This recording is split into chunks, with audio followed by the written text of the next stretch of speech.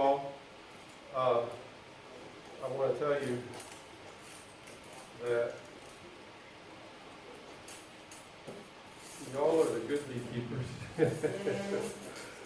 It's hot out there. It's rough. It's hard to make yourself go out. And if it makes you feel any better, hey, good to see you, man. I struggle with that too. And I struggle with it now more than I did 5 years ago. I don't know what changed, but it's I'm proud of y'all for being here, because this is the time of year where a lot of people just take off, and it's not the time to take off. The time to take off is coming. I'll tell you when it's here, but it's not here yet. So y'all should feel good about being here, wanting to continue to learn. I know some of you are requeening, other folks are requeening. We're requeening for different reasons, for a variety of reasons. There's a lot of work to do right now, and those beekeepers who do the work now will reap the rewards later. And there will be a time where we can rest a little bit, but now is not the time. How to keep the honey flow from killing your bees. This is a new presentation. Sometimes takes me a while to learn things. I've been beekeeping almost 40 years, and I've just now figured this out. Now, some of y'all may have figured it out a long time ago, but I just figured it out this year. It is not a time of prosperity for the bees. The way we think about prosperity, the honey flow, an intense honey flow, doesn't make the bees happy. They are literally working themselves to death, and it's stressful on the hive. And I'm going to talk about some of the reasons why tonight.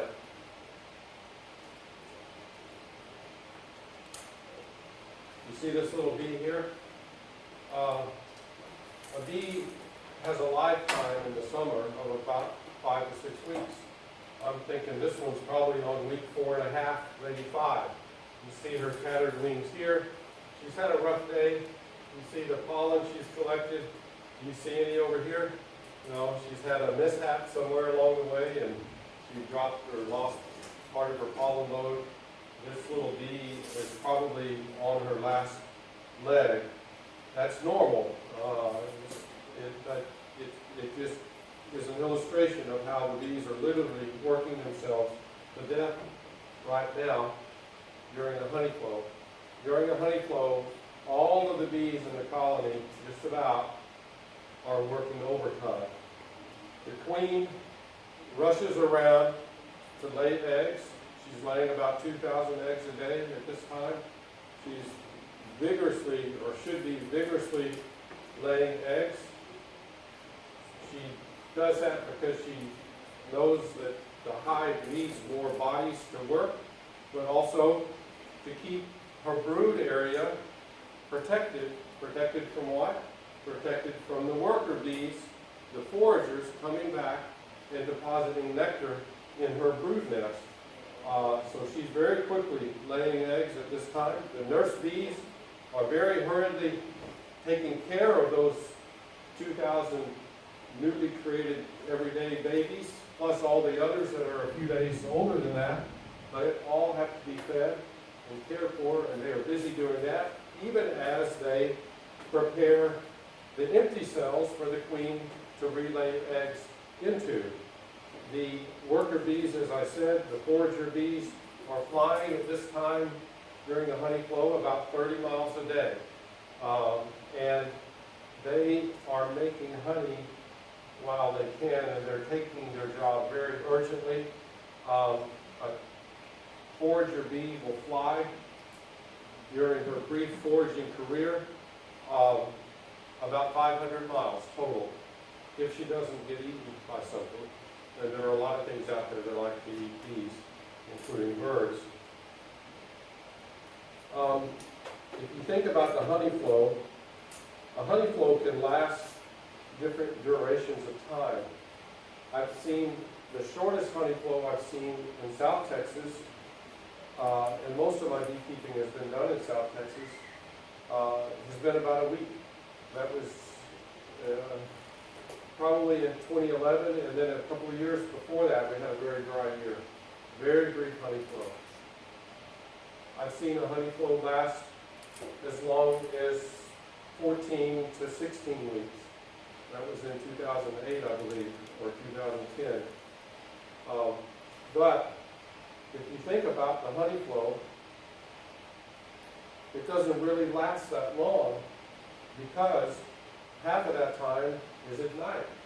And bees aren't working at night. And other days during that time of the year are wet. May is our wettest month of the year in Guadalupe County, probably is here as well. And those days, the bees are not working. So whatever opportunity, whenever conditions are right, those workers, those foragers are foraging very urgently to get the honey crop made. So it is a very, very difficult time. I lose more colonies in the summer than at any other time of the year. And as a new beekeeper, I remember expressly being worried about the winter. And I've done a presentation here where I said something like the winter is really pretty easy on the bees, especially South Texas winter. But this is a hard, hard time for the bees. I used to attribute all of my losses automatically to mites, and I don't anymore. It's a little more complicated than that. Nature always seems to be more complex than I want it to be, and that's what I want to talk about. What some of these causes are for ire. I suspect you're losing colonies in the summer too. I hope not, but you probably are, some of you. And I want to talk about why that is happening and why it's happening more in the summer, year after year, than at any other time. So what specifically will kill our bees during a honey flow or perhaps immediately after a honey flow? Well, mites. And it's more than mites, but I want to talk about mites as one of the causes. And mites are one of the causes because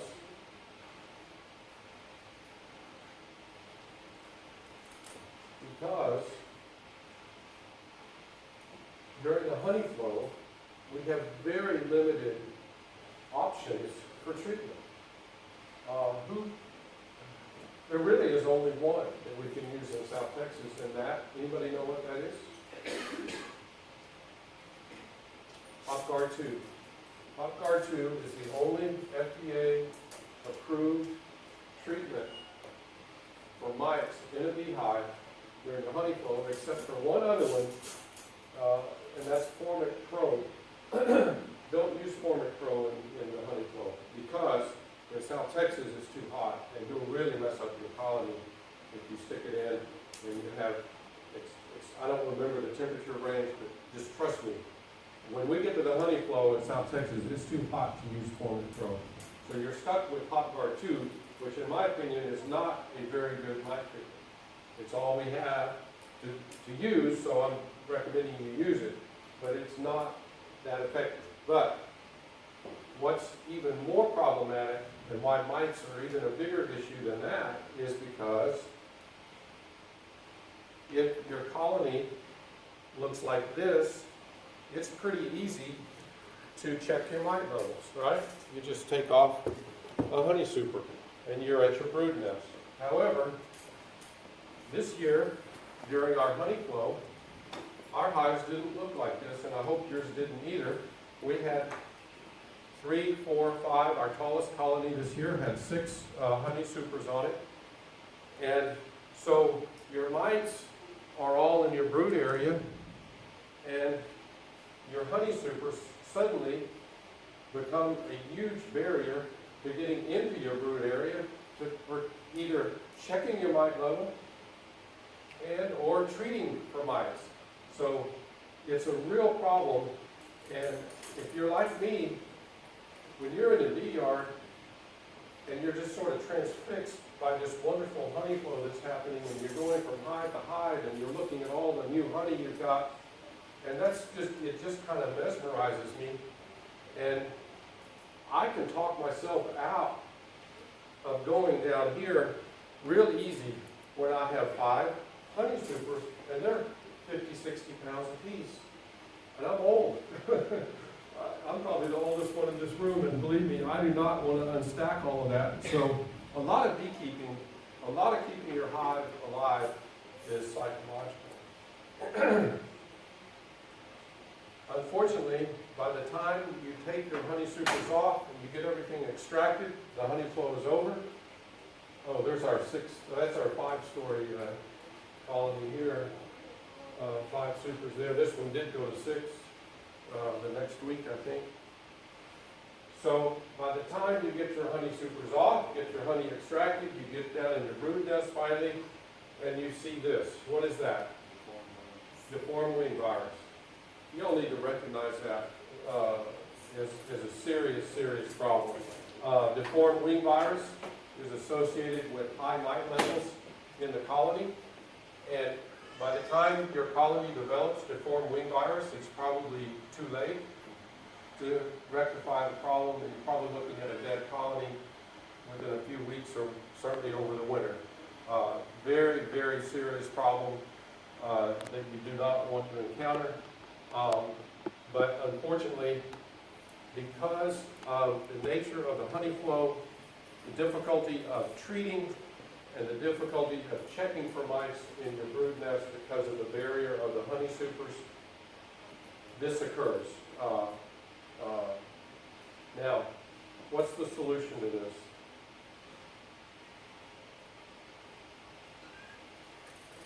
Your first step, and I can't emphasize this too strongly, is to treat your colony, I'm talking about the months ahead of the honey flow, in late December or early January with what? Who knows? Y'all know. Somebody knows. Oxalic acid vaporization. You can use the dribble method, but you would be better served, in my opinion, using vaporization. I think it is more effective. Mites breed under the capped brood. Your period of time in the beekeeping season where you have the least amount of capped brood is late December, early January. The mites have nowhere to run and hide during that brief window of opportunity for you to treat with oxalic acid. You'll get a 97% mite kill with oxalic acid vaporization. This club has vaporizers you can borrow. So and the acid itself is very inexpensive, and the process is fairly easy to do. There's really no excuse not to treat in December, late December, early January. What you will gain from that is this. You will start your season with kind of a blank slate, with kind of a situation where you may have a 0% mite level or a 0.33% mite level. You will start the season with a very, very low mite level. And when you have fewer critters who mate with each other and reproduce, your mite levels stay lower for a longer period of time. You're starting the season, if you will, off on the right foot. I recommend then to treat again with something right before you put this box on your hive, okay? Right before you put your first honey super on, at least check your mite levels while it's easy for you to do so. We use a sugar roll method. Some people use the alcohol wash, but use one of those two methods. Those are the two methods that are considered best practices at this time. And I recommend you use one of those two methods because when you get your count, you can express it easily as a percentage. And then when you have a 2% and you have a 1% and I have a 6%, we're all comparing apples to apples, and we can communicate better about, he can say, well, with 6%, I think you want to do this or that. And we all know we're talking about the same things, okay? It's a very, very good if we're all counting the mites the same way. So, number 2, in terms of keeping your mite levels down during the honey flow, is to treat, or at least check and make sure you still have your 0 or 1% or less mite level before you start stacking honey supers on your hive. Just to give you an idea, you may think, well, this is a gradual process, I'll have time later. This intense honey flow this year that we had, we were seeing supers filled within a week's period of time. So when I go put this on Monday, I'll make a note, I'm checking the next Monday, and I'm taking supers with me. And sure enough, we were plopping another box on a week later. So it doesn't take long for this barrier to get really difficult for you to manage. So right before you even start putting them on, check again for your mite load. What would you treat with right before the honey flow? Well, you don't want to treat with Apivar. Apivar is a 6-week treatment that cannot be used during a honey flow. So you need something that you can treat quickly and get it done, and then get your honey supers on. You can vaporize again with oxalic acid. Apigard has a less than 6-week treatment period, but it's it may be, if you do one round, I think 10-day, is that right, Mark? 10-day period. So it's a much more compressed time frame. The other thing that you can do to solve the mite issue during the honey flow is to treat your mites during the honey flow.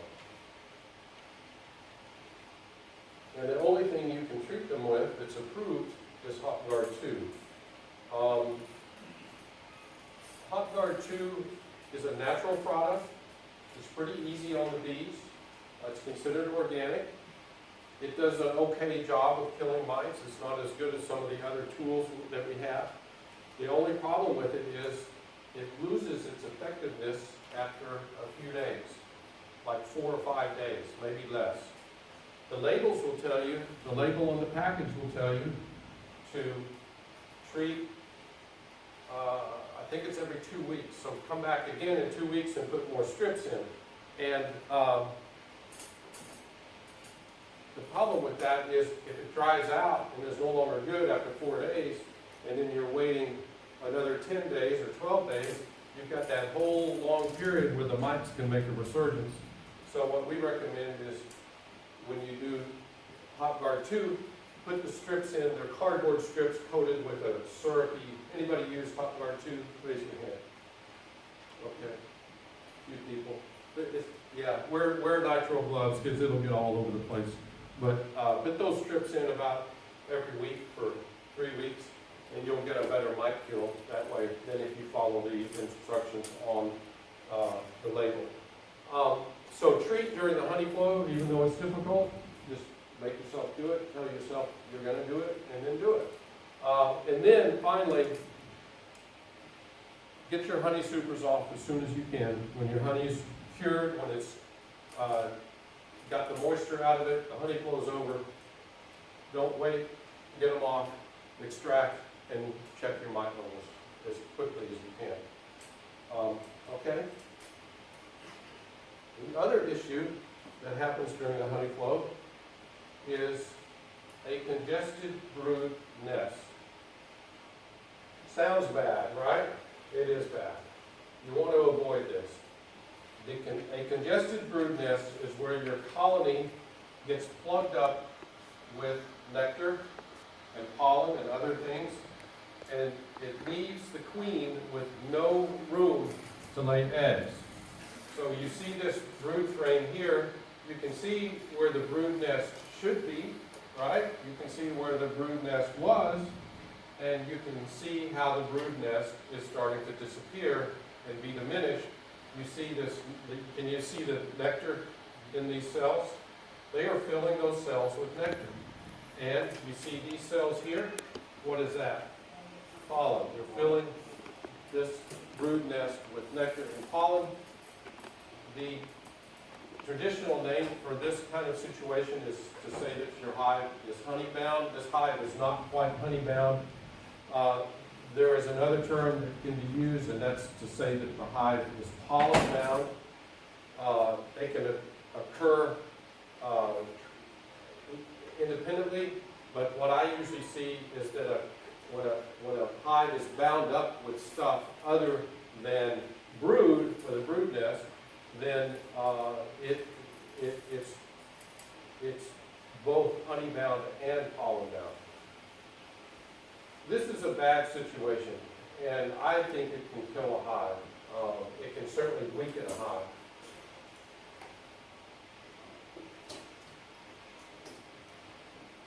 The brood nest in your colony, here's another example of it. You can see the brood area was here, and it's just getting overrun with nectar because of the intensity of the honey flow.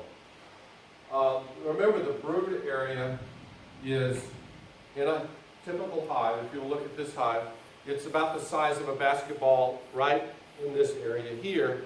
If you have a second brood box on top, which is a very traditional configuration, a good configuration, that brood nest will elongate and it usually be included in both boxes. And during an intense honey flow, the bees, the forager bees that are coming in, are desperately looking for a place to deposit that nectar. And if they don't have any other place to deposit it, they will start to fill up the brood nest as we see in these pictures, and these are out of our colonies. That gives the queen less room to lay eggs, right? Here you can just see it beginning to happen right here, right in the middle of this brood nest. So why is that a bad thing? What are some bad things that happen when the queen cannot lay eggs? Say again? The abscond. Could be absconding. What did you? Somebody? Yeah, your bee population will start to decline. She can't lay those 2,000 eggs a day that she needs to. Remember, your bees are dying after 4 to 6 weeks naturally. They need to be replaced, and your population needs to increase beyond that to have workers for the honey flow. What's another thing bad that happens when you have a congested brood nest? The principal cause of swarming is not a crowded hive. It's a congested brood nest. There's a difference. Remember, I've said in here before, we like each other. We're all kind of close together. We're friendly with each other. Bees love each other. They have no personal space. They're on top of each other. They like a crowded hive. They do better with a crowded hive. A crowded hive does not cause swarming.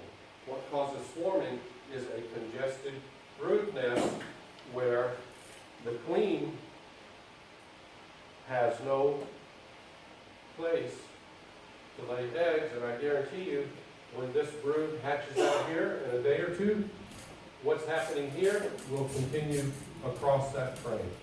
And she will have less and less space to lay eggs, and at some point, every cell is filled with pollen or nectar, and she can't lay it all. And then before that happens, they'll start forming the swarm cells, and they're going to hightail it out of there and rebuild somewhere else. One more bad thing happens when you have a congested brood nest. After you harvest your honey, there is an opportunity, if you want to take it, to divide your colony. Dividing a colony is a wonderful thing to do because all of us lose colonies. And you can divide your colony as kind of an insurance policy where if you lose a colony over the winter for mites or for whatever reason, you have a colony in reserve to take its place. It's nice too to build up if you want to have more colonies, not to have to buy colonies. Colonies are expensive. I have people buy colonies from us, and I love it when they only buy from us one time. And they have the ability after that, by attending these kinds of classes and others, to divide and be a little more self-sufficient than having to replace their colonies by buying them year after year after year. So you lose that opportunity when you have a congested brood nest. And remember, this is happening. You may look at this and think, oh, that's easy to see. I'll recognize it. It won't happen to me. But it will, because it will happen when you have 4 honey supers on and you don't know what's going on in your brood nest, okay? It's invisible to you. It is to me, and I think it will be to you too, because the honey supers, again, are a barrier. So, what's the solution to having a congested brood nest? First of all, and I preach this all the time, replace your queen every year. Once a year, replace your queen. Why? Because in my observation, a young queen lays eggs vigorously. A young queen, when these hatch out, will more vigorously come back and fill this area, in other words, more quickly than an older queen. And so by laying more quickly, eggs more quickly, more vigorously, she protects her brood nest better than an older queen.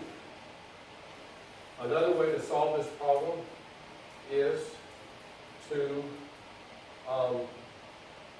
never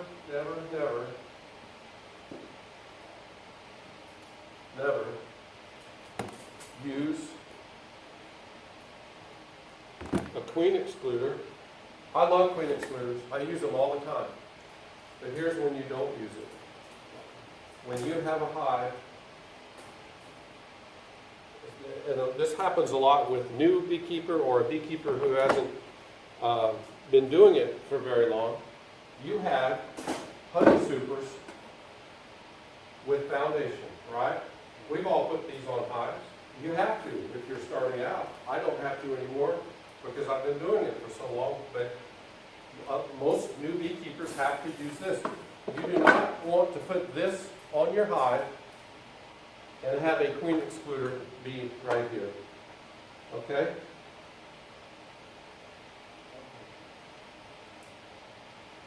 You don't want that right there. And then put a box like that on top of a queen excluder. Why? Because you will congest your brood nest if you do that. If you do that, it's a barrier to your bees. They will fill up every cell beneath that queen excluder before they are forced to go up beyond the queen excluder. Now don't misinterpret me. I love queen excluders. I use them all the time. But I use them when I have boxes that I put on that are filled with drawn out comb. It looks like that. If this box were filled with this, then I absolutely would put a queen excluder down and then put this box on. Okay? You understand the difference? If you're drawing out comb in your first honey super, don't put a queen excluder between it and your brood nest, or your brood nest will be congested during an intense honey flow. Does that make sense? I'm seeing worried looks. Yeah. Okay, you should worry. I've done it. I've messed it up. But don't do it.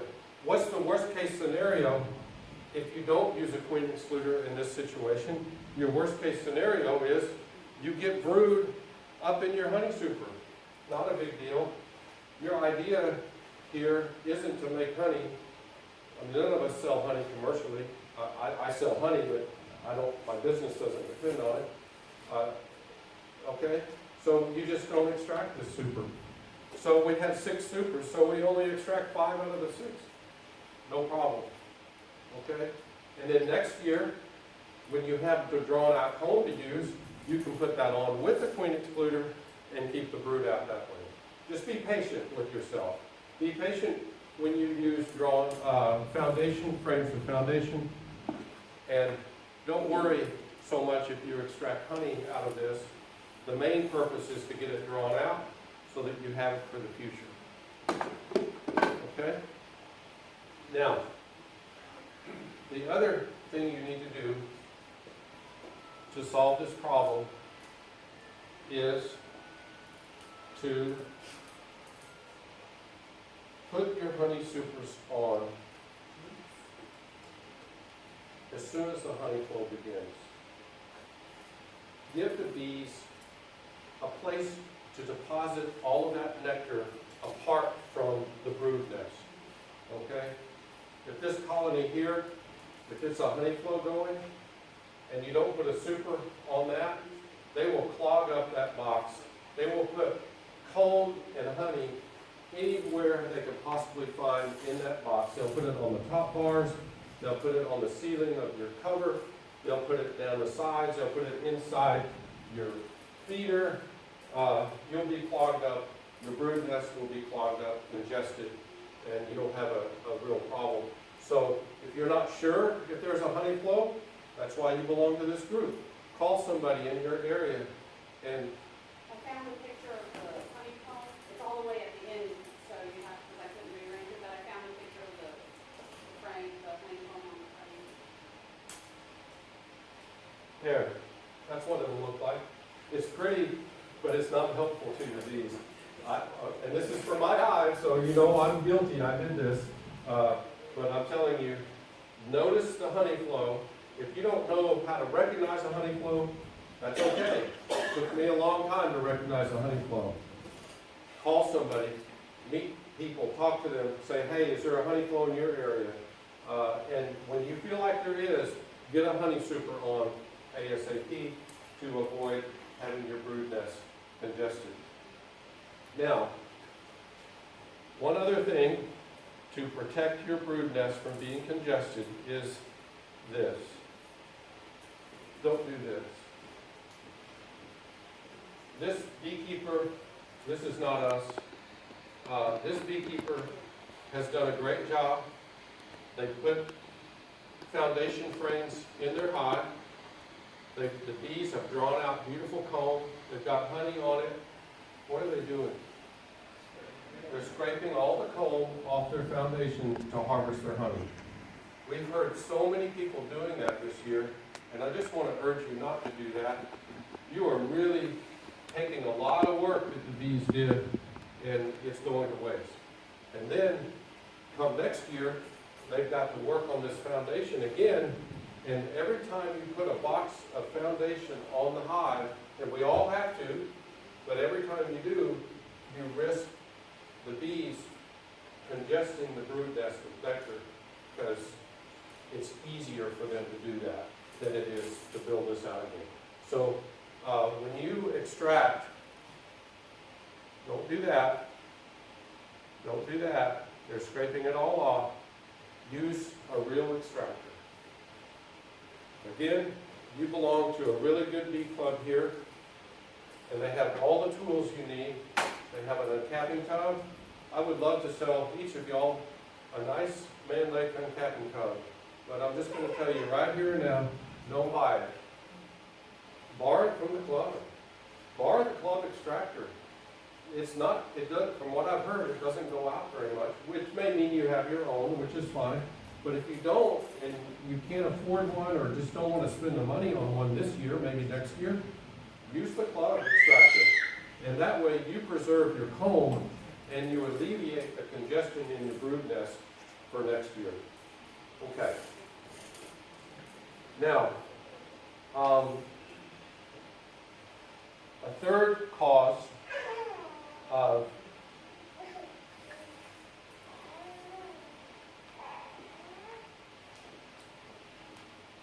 hive loss during the honey flow is what I call undetected queen loss.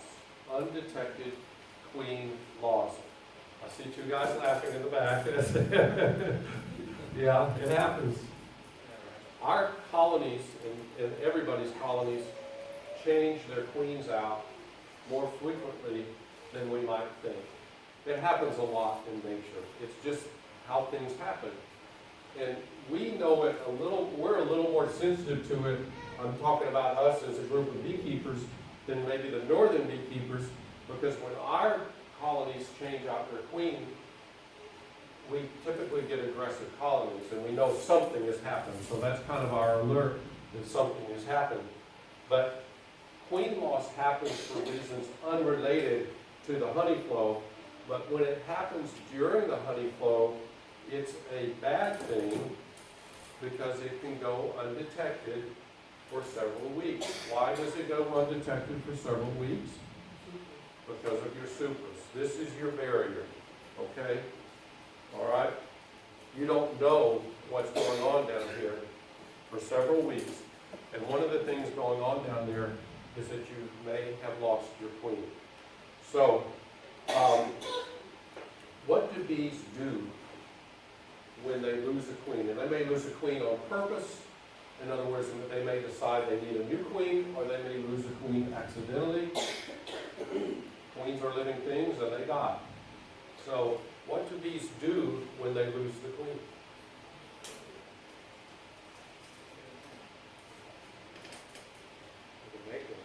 Yeah, they make a new one. They try to make a new one. And often they're successful. But to make a new queen, you need a larva that's less than, I believe, the number is 4 days old. Okay? Now, at a certain time, there may be 2,000 larvae in the colony, 4 days old or younger. There may be more than that. So they have lots of opportunity, and that's where you see queen cells being made on the larvae that are about that age. But they really only have one opportunity to make a queen. Because if they attempt to make a queen and they fail, after the failure, all of the larvae in the hive are older. So you have a lot of larvae, but a brief window of opportunity to make a new queen. So why isn't it successful? Because just like birds like to eat your foragers, they like to eat queens too. Insects will eat queens in flight. Lots of things can happen. A rainstorm can come up as she's returning home after mating, and she's just lost. It happens. So I don't know what the success rate is on supersedure, but I do know that there are many times in my beekeeping career where I have lost a queen during the honey flow, and it went undetected. So what happens to your colony when that occurs? You've lost your queen, they're unsuccessful in making a new queen. What does that do to your colony? Population, same thing. Population goes down.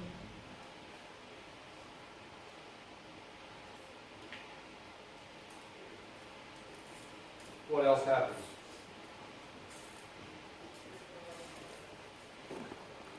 What else happens? Don't cheat. Yeah, laying worker, very good.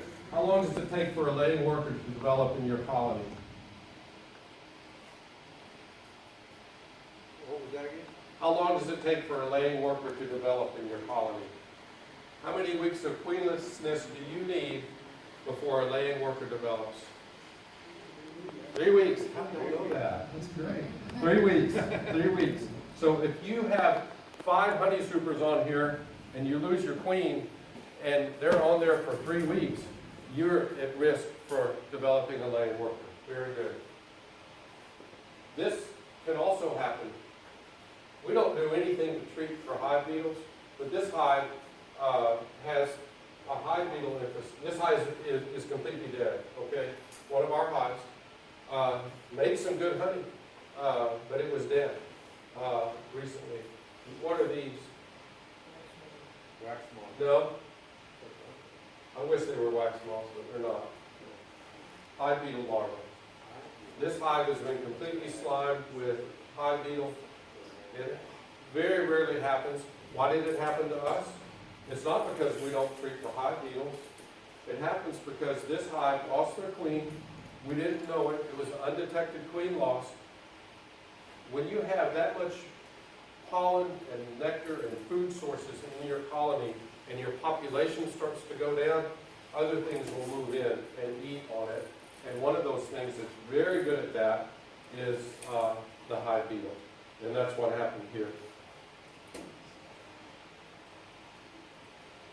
Another negative thing that happens is that as your bees diminish, and as there is no queen to lay eggs, your brood nest is now an open target to be filled in with honey from the returning foragers. This is a really great way to get a honey-bound colony in a hurry.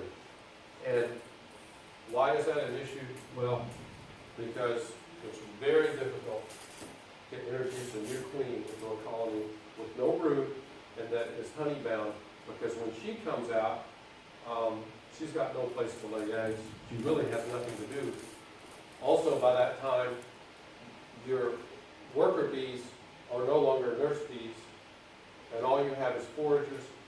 Foragers are not really very friendly toward queens, and it makes it very, very difficult to introduce a new queen. If you get into that situation, then it's like, sometimes Dennis asked me to do a queen management workshop. I think I've done it once or twice here, or talk. And we'll talk about how to introduce queens in difficult situations. If you haven't heard me say anything on that, and you've had this situation, just email us and let us know, and we'll walk you through a method that we think is good to use to introduce a queen in a honey-bound colony. So how do you solve the problem of undetected queen loss during an intense honey flow? Well, there's only one solution. You don't have undetected queen loss, you have detected queen loss. So that begs the question, how do you do that? Well, you look for signs that something is wrong in your colony. Now, I have in my notes here to tell you that look for a sudden reduction in honey production, because remember, we're in the middle of a honey flow, but the truth is, these colonies make more honey when they are queenless than when they are queen ripe. Why is that? Anybody want to know? Want to guess? You're not feeding babies. You're not feeding babies. They can just store all of the honey. And so it's a little deceptive because you really don't have a loss in honey production because you still have all of your bees working.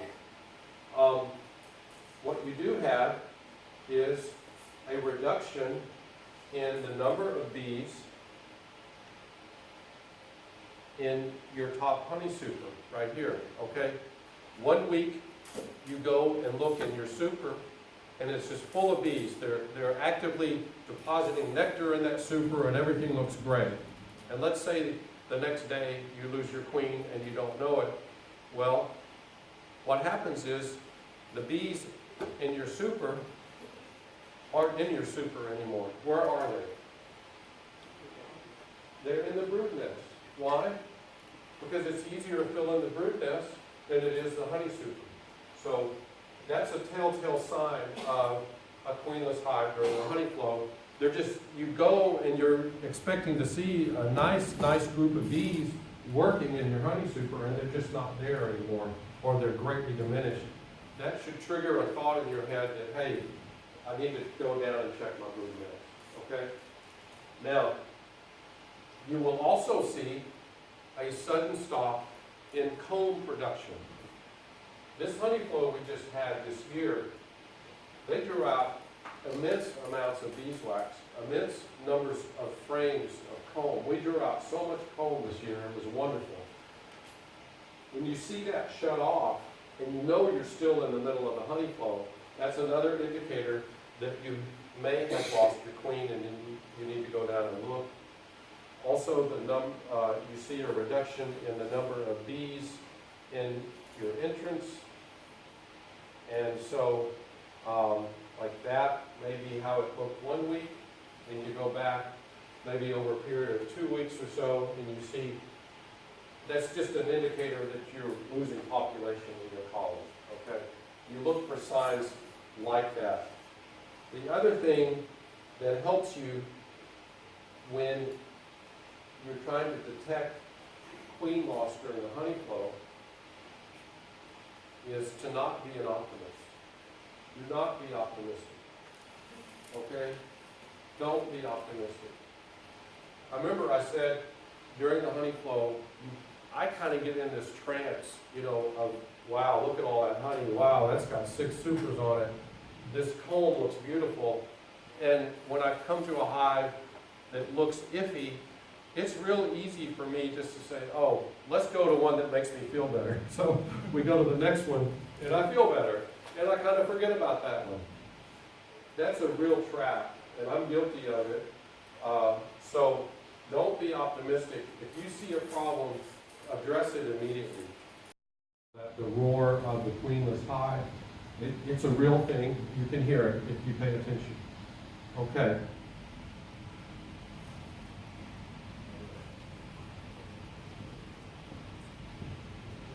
There is one other way that your hive can be killed during or immediately after the honey flow. This occurs after you take your honey supers off, you've extracted, you've maybe had a record year or a very good year, and your colony starts. Okay? It happens. Always check your brood area after you take your honey supers off, because we're seeing this year, especially in configurations where we have a single brood box rather than a double brood box. So if you run, who runs single brood boxes ever? Okay, well, okay, I like it.